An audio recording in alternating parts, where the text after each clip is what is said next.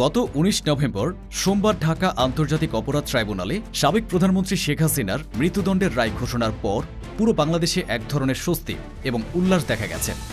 শেখ হাসিনা, সাবেক স্বরাষ্ট্রমন্ত্রী আসাদুজ্জামান খান কামাল এবং সাবেক আইজিপি আবদুল্লাহ আল মামুন এই তিনজনের বিরুদ্ধে ৫টি অভিযোগের রায় দেওয়া হয়।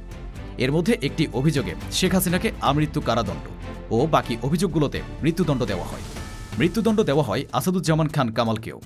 তাদের উভয়ের সকল সম্পদ ক্রোক করে জুলাইয়ের শহীদ পরিবার ও আহতদের মাঝে বণ্টন করে দেওয়ার নির্দেশ দেওয়া হয়। তবে আবদুল্লাহ আল মামুনও ফাঁসির যোগ্য হলেও রাজসাক্ষী হওয়ায় তাকে দেওয়া হয় মাত্র ৫ বছরের কারাদণ্ড। তবে কাগজে রায় হলেও বাস্তবে হাসিনাকে ফাঁসিতে ঝোলানো অনেক জটিল একটি প্রক্রিয়া। কিন্তু এই রায়ের পর এখন আসল প্রশ্ন, হাসিনা ফাঁসির হাত থেকে বাঁচার কোনো উপায় আছে কি, বা তাকে দেশে এনে ফাঁসি দেওয়া আদৌ সম্ভব? দেশে আনা গেলে হাসিনা আগে কারাদণ্ড ভোগ করে এরপর ফাঁসিতে ঝুলবে, না সরাসরি ফাঁসিতে ঝুলবে? রায়ের বিরুদ্ধে সুপ্রিম কোর্টের আপিল বিভাগে আপিল করার অধিকার একজন দোষী সাব্যস্ত ব্যক্তির আছে। তবে বাংলাদেশেের আইন অনুযায়ী পলাতক কোনো আসামি আপিল করতে পারেন না যতক্ষণ না তিনি গ্রেফতার হন বা নিজে থেকে আত্মসমর্পণ করেন। আর আপিল দাখিল করতে হবে রায় ঘোষণার ৩০ দিনের মধ্যে। সুতরাং দেশে এসে শেখ হাসিনা আত্মসমর্পণ করে আপিল করবেন এর কোনো সম্ভাবনা নেই। তাই শেখ হাসিনার ফাঁসির রায় পরিবর্তন হবে না, এটা এক প্রকার নিশ্চিত বিষয়।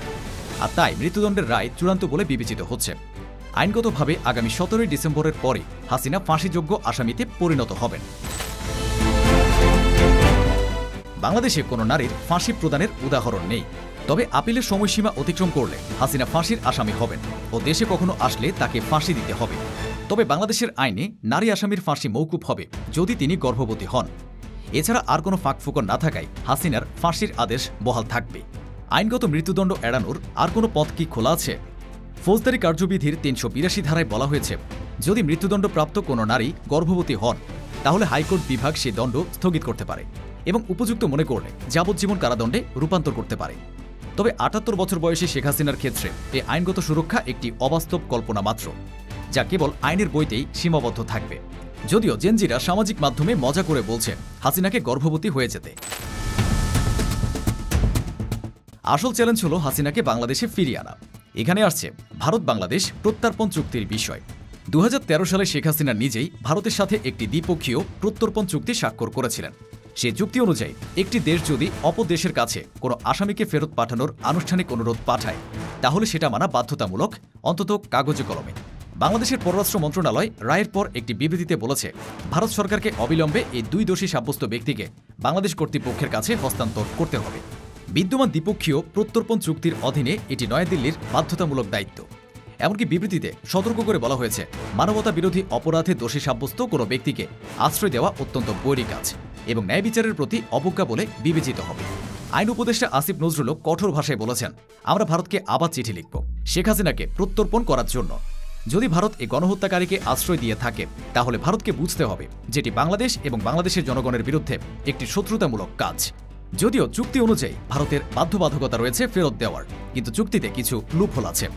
চুক্তির আর্টিকেল ৬ বলছে, প্রত্যর্পণ প্রত্যাখ্যান করা যেতে পারে যদি অপরাধটিকে রাজনৈতিক হিসেবে বিবেচনা করা হয় বা যদি মনে হয় যে সেটি সদিচ্ছায় বিচারের স্বার্থে নয়। আর এই ধারাকে অবলম্বন বাড়াবে ভারত। যদিও আনুষ্ঠানিকভাবে হাসিনার ফাঁসির রায়ের ব্যাপারে ভারত সরকারের প্রতিক্রিয়া অত্যন্ত সতর্ক ও অস্পষ্ট, তবে তাদের বিভিন্ন নেতাদের কথায় এটি স্পষ্ট যে তারা এই লুপহোলকে ব্যবহার করে হাসিনাকে ফেরত দেবে না। তবে বাংলাদেশ সরকার প্রত্যর্পণ চুক্তির বাইরেও ইন্টারপোলের মাধ্যমেও রেড অ্যালার্ট জারি করে ভারতের উপর চাপ সৃষ্টি করবে ফেরত দেওয়ার জন্য। যদিও এতদিনের বিশ্বস্ত গোলাম হাসিনাকে ভারত যে বাংলাদেশের কাছে হস্তান্তর করবে না এটি প্রায় নিশ্চিত। হাসিনার ফাঁসির রায় কার্যকর হওয়ার সম্ভাবনা ক্ষীণ, তবে এর মধ্য দিয়ে হাসিনার রাজনীতিতে ফের পুনর্বাসনের সম্ভাবনার চূড়ান্ত ইতি ঘটেছে। সবচেয়ে বড় কথা, ন্যায় বিচার প্রতিষ্ঠা পেয়েছে। বাংলাদেশের মানুষের মনে যে ভয় বাসা বেঁধেছিল হাসিনা হয়তো ফিরে আসবেন, হয়তো আবার ক্ষমতায় বসবেন, হয়তো আবার প্রতিশোধ দেবেন, সেই ভয়টা এখন অনেকটাই কেটে গেছে। কারণ এই রায় তাদের মনে এই বিশ্বাস ফিরিয়ে দিয়েছে যে যত বড় ক্ষমতাবানই হোক না কেন কেউই আইনের ঊর্ধ্বে নয়।